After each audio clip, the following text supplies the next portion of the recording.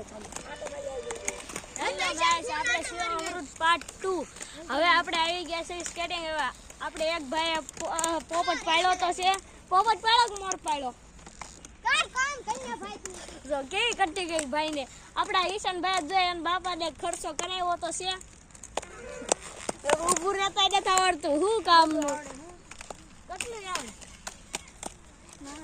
નથી આવડતું ને બસ. હેલો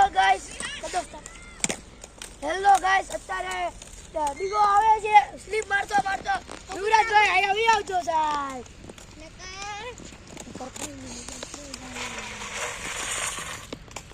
ભાઈ નો મજા આવી. મસ્ત મારો અમે કેવી મસ્ત જોરદાર મરી હતી. અરે એવી એકાદી મારો તો કઈ ગમે મજા આવે.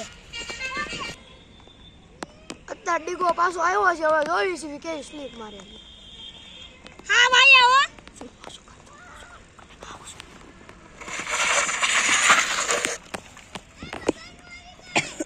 અમને મજા આવી ગઈ. અમને જો ગાઈસ તમે કેટલા બધા ઓલો કોમેન્ટમાં લખ્યું હતું કે રુદ્રભાઈનું ઘરથી શિવમ અમૃત કેટલું દૂર છે.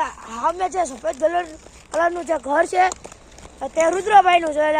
અને જે આ પાટીવાળું બતાવે એ શિવમ અમૃત.